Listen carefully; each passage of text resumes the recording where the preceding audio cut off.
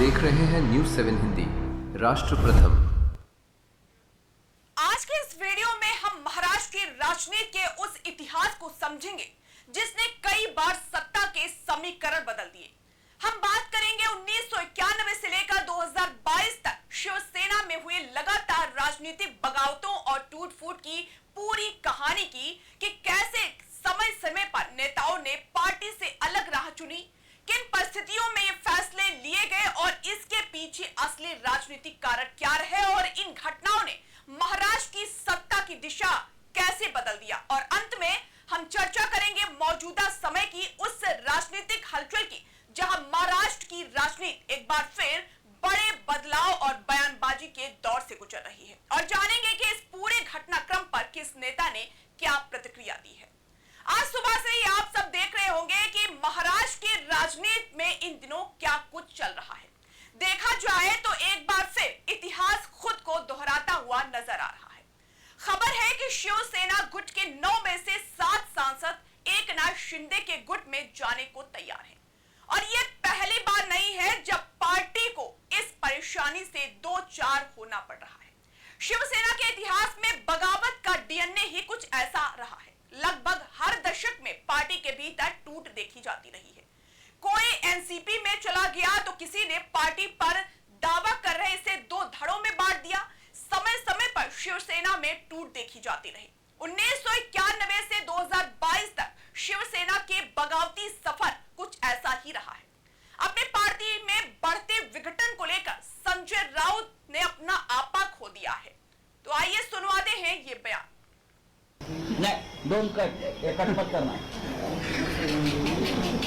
हाँ, ये लोग जो है बेईमान लोग है, ये बेईमान है और बेईमानी उनके खून में है। बघा ही जी दर्पोगिरी ज्याला नाही। प्रेस कॉन्फ्रेंस के दौरान संजय राउत ने बगावत करके बीजेपी को समर्थन देने वाले सांसदों को गंदी गंदी गालियां दी। उन्होंने आगे कहा कि जिन नेताओं ने मातोश्री से साईं बाबा, मां भवानी और बाला साहेब की कस्में खाई थी, वे अब 15-15 करोड़ रुपए की ऑफर के लालच में पार्टी से दगा कर रहे हैं। सांसदों की खरीद फरोख्त के मामले के बीच टीएमसी सांसद महुआ मोइत्रा ने तंज कसा है। मोइत्रा ने सोशल मीडिया एक्स पर व्यंग करते हुए लिखा, केवल 15 करोड़, इतने सस्ते में क्यों? हमारे समय में 4 करोड़ एडवांस और 36 महीने तक 1 करोड़ मासिक मिलता था। इस पर संजय राउत ने महुआ को जवाब देते हुए लिखा, अपना सपना मनी मनी। महुआ जी, न्यूनतम समर्थन मूल्य 50 करोड़ प्रति सांसद तय है। 15 करोड़ तो सिर्फ एडवांस है। बिना शिवसेना टीएमसी ब्रांड के ये लोग 50,000 के भी लायक नहीं है। राउत का ये बयान सोशल मीडिया पर अब जमकर वायरल हो रहा है, जिसमें वे साफ कह रहे हैं कि इन सांसदों की अपनी कोई साख नहीं है, वे केवल पार्टी के नाम पर जीते थे। अब अगर बात करें 1991 से 2022 तक शिवसेना के बगावती सफर की, तो शिवसेना के गठन के बाद से ही ये पार्टी अपने आक्रामक हिंदुत्व और क्षेत्रीय अस्मिता के लिए जानी जाती है। लेकिन इसके साथ ही पार्टी के भीतर आंतरिक कलह और बड़े नेताओं का बाहर निकलना एक ऐतिहासिक सच्चाई भी रही है। 1991 से लेकर 2022 तक शिवसेना को समय समय पर बड़े झटकों का सामना करना पड़ा है। सबसे पहले बात करते हैं 1991 की। 1991 में छगन भुजबल का बगावत करना शिवसेना के लिए पहला बड़ा झटका था, जिसने पार्टी के संगठनात्मक ढांचे को चुनौती दी। 17 विधायकों के एक साथ पार्टी छोड़कर वे शरद पवार गुट में शामिल हुए और बाद के सालों तक कांग्रेस एनसीपी सरकार में उप मुख्यमंत्री, गृह मंत्री जैसे महत्वपूर्ण पदों पर रहे।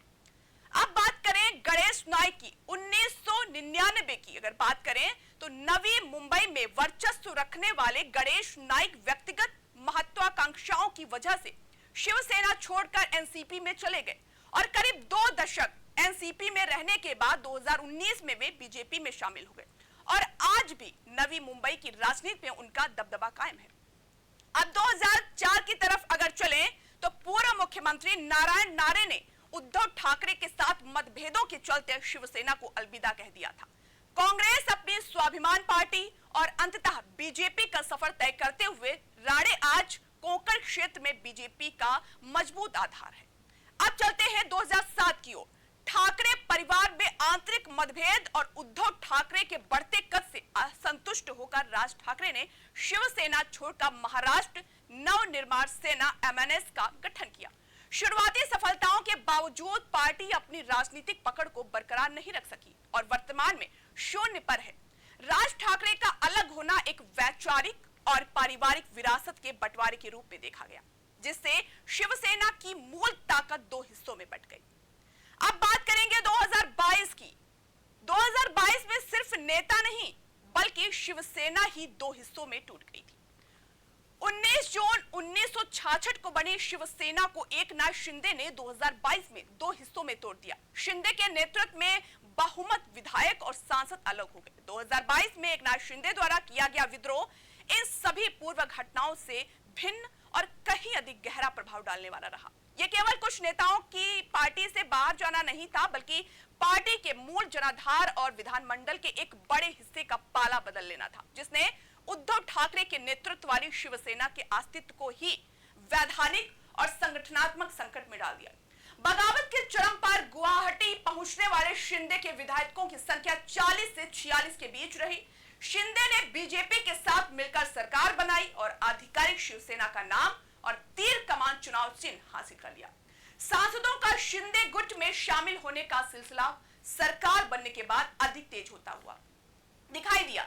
और बता दें कि उद्धव ठाकरे के गुट को शिवसेना उद्धव बाला साहेब ठाकरे या यूं कह ले शिवसेना यूबीटी कहा जाता है, जिसका चुनाव चिन्ह मसाल है।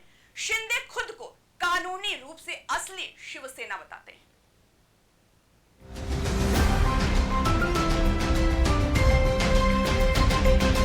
आप देख रहे हैं न्यूज़ 7 हिंदी, राष्ट्र प्रथम।